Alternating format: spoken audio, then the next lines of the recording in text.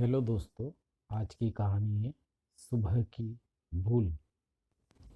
पापा जी, मम्मी जी, ये क्या तरीका है? आप दोनों हर समय मेरे कमरे में क्यों बैठे रहते हैं? इस घर में कोई प्राइवेसी ही नहीं है। जिसे देखो, जब देखो, मुंह उठाए चला आता है। आपके कमरे का एसी खराब है तो इसका ये मतलब बिल्कुल नहीं जब मैं ना हूँ तब आप मेरे कमरे में बैठेंगे। मैं आज ही नवीन से बात करती हूँ।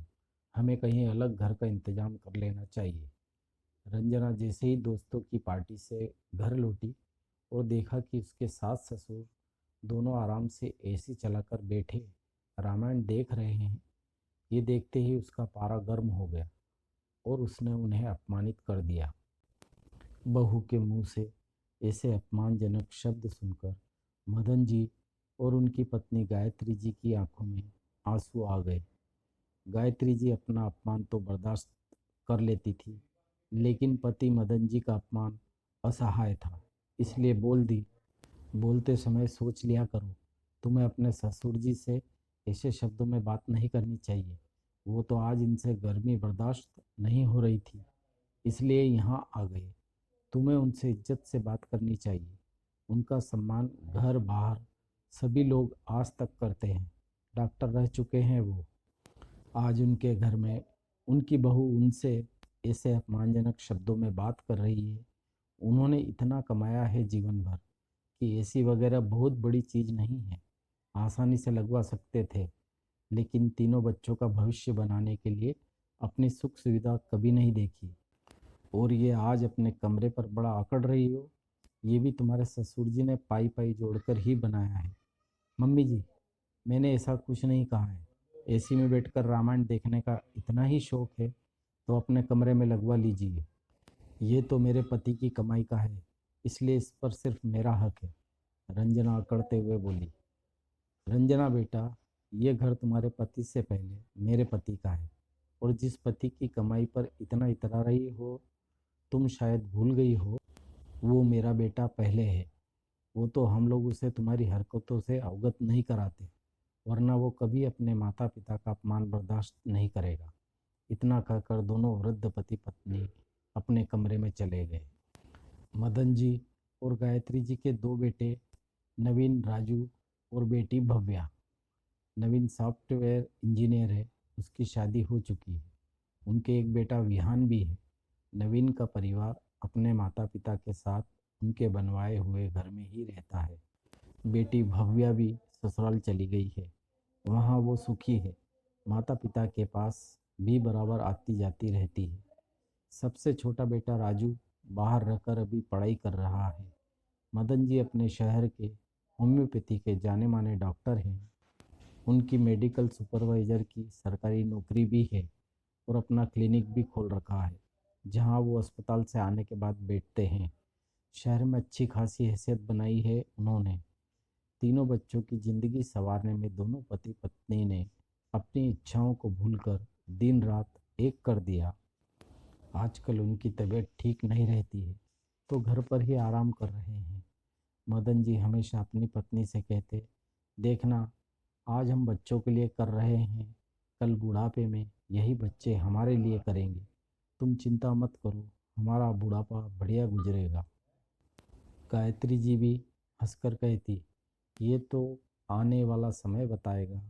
बड़ा बेटा नवीन भी अपने माता पिता के समान ही बहुत ईमानदार और भावुक है, और अपने परिवार से बहुत प्यार करता है। अब कमाने लगा है तो उसकी यही कोशिश रहती कि उसके माता पिता को किसी बात की कोई कमी ना रहे। लेकिन उसकी पत्नी रंजना को अपने सास ससुर दोनों ही खटकते।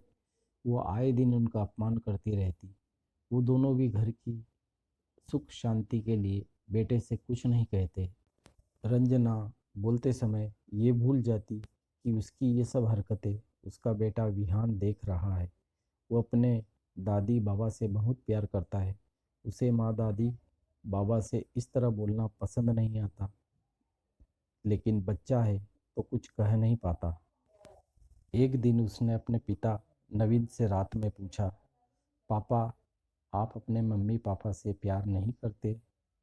मैं दुनिया में सबसे ज़्यादा प्यार अपने माता पिता से ही करता हूँ, क्योंकि वो मेरे लिए भगवान से पहले आते हैं। उन्होंने खुद कष्ट सहकर हम भाई बहन को सारी सुख सुविधाएं देकर इस काबिल बनाया है कि आज हम अपने पैरों पर खड़े हैं। लेकिन तुम ऐसा क्यों पूछ रहे हो? नवीन ने विहान से प्रश्न किया। अगर आप अपने मम्मी पापा को प्यार करते हैं तो फिर मम्मा को क्यों नहीं डांटते कि वो उनसे ऐसे बात ना किया करे? क्या किया आपकी मम्मा ने? विहान ने उस दिन वाला पूरा वृत्तांत अपने पिता से कह सुनाया।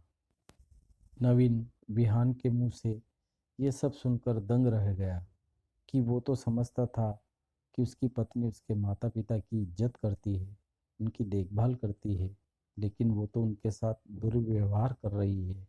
उसने तुरंत रंजना को आवाज़ लगाई और पूछा, विहान क्या कह रहा है? उस दिन तुमने मम्मी पापा को अपमानित करके अपने कमरे से बाहर निकाल दिया। रंजना बड़ी ढिठाई से बोली, उन लोगों ने भी अपनी सारी हदें पार कर दी है। वो मेरे कमरे में क्यों बैठे आकर? और मैंने सिर्फ अपनी बात कही है। फिर रुककर बोली, ओह, तो माता पिता ने बेटे से बहू की चुगली कर दी। जबान संभाल कर बात करो रंजना। वो मेरे जन्मदाता हैं और ये घर उनका है। हम लोग उनके साथ रहते हैं। वो जहाँ चाहें बेझिझक आ जा सकते हैं। तुम उन्हें रोकने टोकने वाली कोई नहीं होती। अगर तुम्हें इतनी ही परेशानी है उनसे तो तुम कहीं भी जा सकती हो, लेकिन मैं अपने माता पिता को वृद्धावस्था में अकेला छोड़कर कहीं नहीं जाऊंगा। और एक बात हमेशा याद रखना, विहान तुम्हारी हर बात नोट करता है। कल को कहीं ऐसा ना हो कि वो भी तुम्हारे साथ वही करे जो तुम आज मेरे बूढ़े माता पिता के साथ कर रही हो। इंसान को उसके बुरे कर्म सूद समेत वापस मिलते हैं।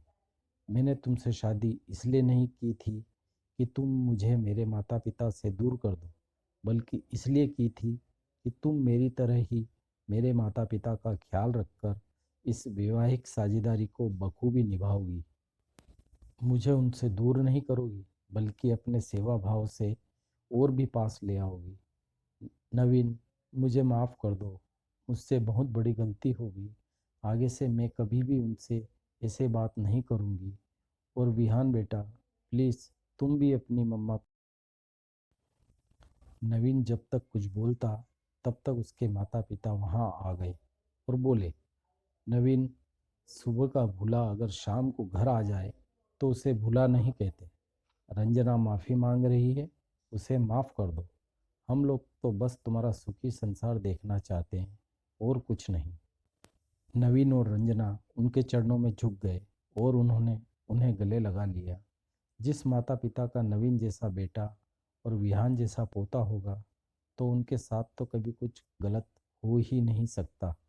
आजा विहान, अपने दादू के पास। विहान उछलता हुआ अपने दादू और दादी के गले से चिपक गया और दोनों उसे प्यार करने लगे।